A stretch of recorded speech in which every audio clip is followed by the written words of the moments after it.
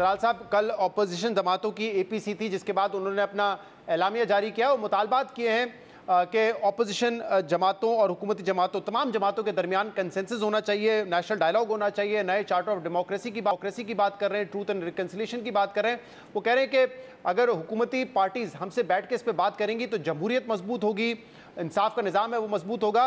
तो क्या हुकूमती जमातें इन तमाम इशूज़ पर बातचीत करने के लिए तैयार है अपोजिशन के साथ?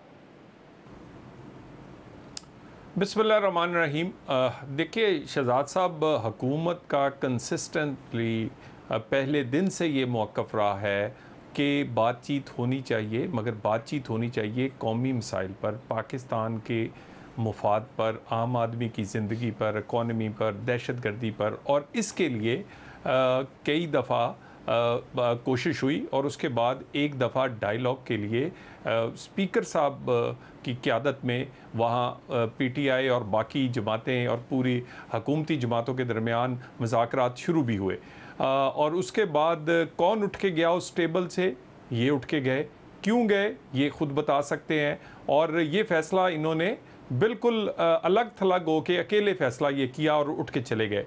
बिल्कुल बातचीत होनी चाहिए। असम्बली का फोरम, असम्बली में हर जमात तकरीबन मौजूद है, वो मौजूद है और उसी टेबल पर उसी स्पीकर के ऑफिस ये वापस जाएं। ऑलरेडी वज़ीर आज़म पाकिस्तान ये कह चुके हैं कि अगर आप मेरे दफ्तर या नहीं आना चाहते तो मैं ख़ुद चल के स्पीकर के दफ्तर तैयार हूँ। तो हुकूमत तो दहशत गर्दी का मामला हो, इकॉनमी हो, आम आदमी की ज़िंदगी हो, हमेशा बातचीत के लिए तैयार रहती है। मैं बताता हूँ फ़र्क क्या। फ़र्क है कि इस वक्त एक हाइब्रिड रजीम है, आपकी हुकूमत उसके बेनिफिट्स को एंजॉय कर रही है, आप हुकूमत में है।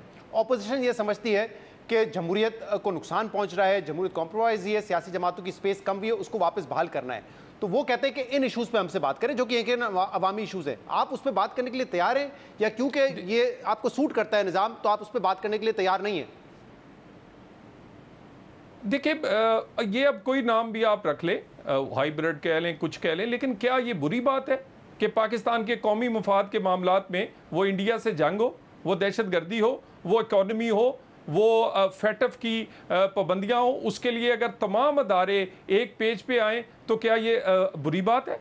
क्या ये अच्छी बात नहीं? जब PTI का दौर था तो उस वक्त आप लोगों के मुताबिक वो बुरी बात थी, अब जब आप लोगों का दौर है तो PTI के मुताबिक वो बुरी बात है। देखिए शहजाद साहब, मैं तो रिजल्ट्स की बात कर रहा हूँ ना। उनके होते हुए क्या कहते थे कि हमारे टैंकों में तेल नहीं है? क्या आज के फील्ड मार्शल का पैगाम सुना? क्या आज के वजीर आजम में कोई लचक देखी? क्या अब भी तो जंग हुई है, अब उससे बहुत बड़ी जंग हुई है। और उसके बाद इकॉनमी क्या संभली कि नहीं संभली?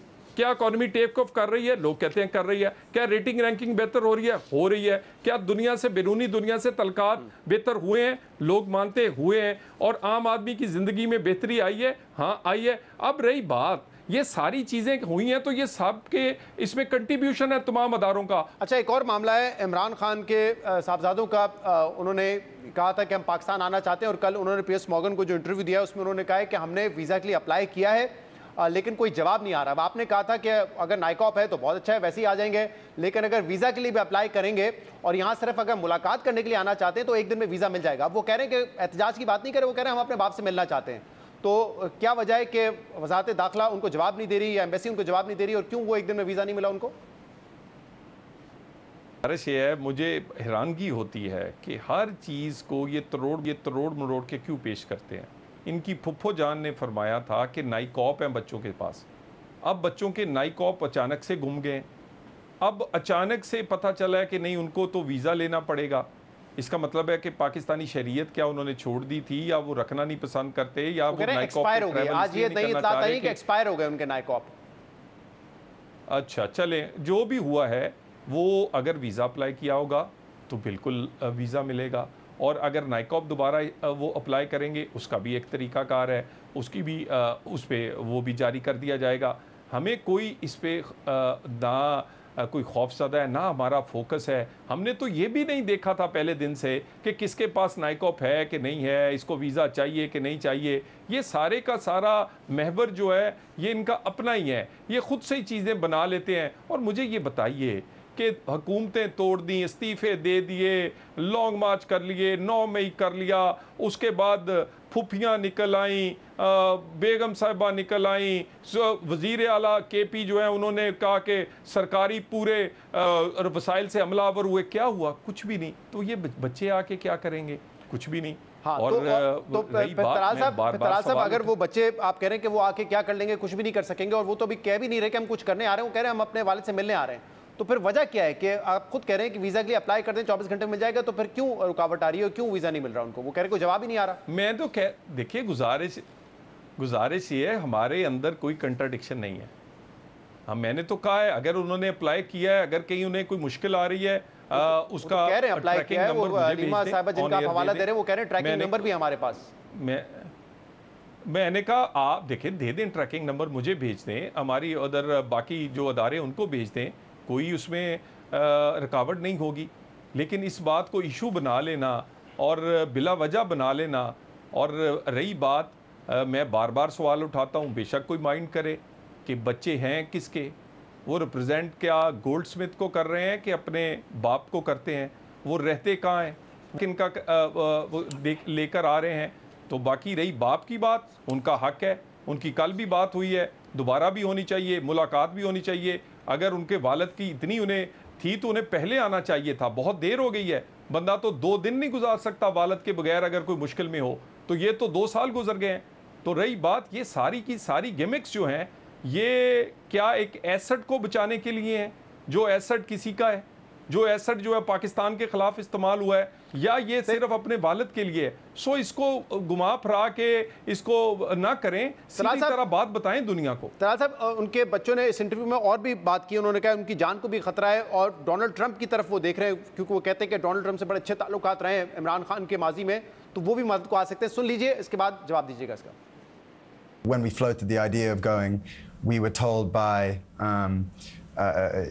people in the Pakistani government that we would be arrested, and from other people we heard, we had warnings from family members, inside sources, all sorts of people saying we've still tried to get our visas. We still are looking to go at some point. We've applied for our visas, that we haven't had a responses yet. We'll see what happens. We know that Trump has a great relationship with our father. We know, and vice versa. They had great conversations when they were both in office, and they seem to have mutual respect for one another. If Trump was able to make a statement or in any way speak to the establishment over there to get our father released, I know he's one of the few people who can. So of course, we would love to kind of have a conversation with him, or hope for some help from him or support. जी, तो एक तो कह रहे हैं visa के लिए हमने apply कर दिया, दूसरा वो कह रहे हैं कि डोनाल्ड ट्रंप के अच्छे ताल्लुकात थे, और अगर वो एस्टैब्लिशमेंट से बात करें तो फिर उनके वालिद की रिहाई मुमकिन हो सकती है। तो हुकूमत को अभी भी ये खदशा है, क्या ये मुमकिन नजर आ रहा है? क्योंकि अमेरिका से तो अच्छे ताल्लुकात चल रहे हैं आप लोगों के, आपको लग रहा है कि डोनाल्ड ट्रंप जो है वो स्टेटमेंट दे सकते हैं इमरान साहब के रिहाई के हवाले से? देखिए, उनके बेटे जो कह रहे हैं, उनके वालिद से वो कंट्राडिक्ट करता है। उनका वालिद तो कहता है कि मैं अमेरिका की ग़ुलामी से आज़ादी दिलाऊंगा, और ये बच्चे कह रहे हैं कि हम अपने बाप को आज़ादी अमेरिका के थ्रू दिलवाएंगे। तो कंट्राडिक्शन है काफ़ी सारी। और बाकी रही बात, जो रियासतों के तल्कात हैं वो किसी एक इंडिविजुअल पर बेस नहीं करते, रियासतों के तल्कात बड़े वसी होते हैं। और बाकी ये जो बच्चे बात कर रहे हैं कि हमें गिरफ़्तार कर लिया जाएगा या कोई इस तरह के ख़तरात हैं, बिल्कुल नहीं।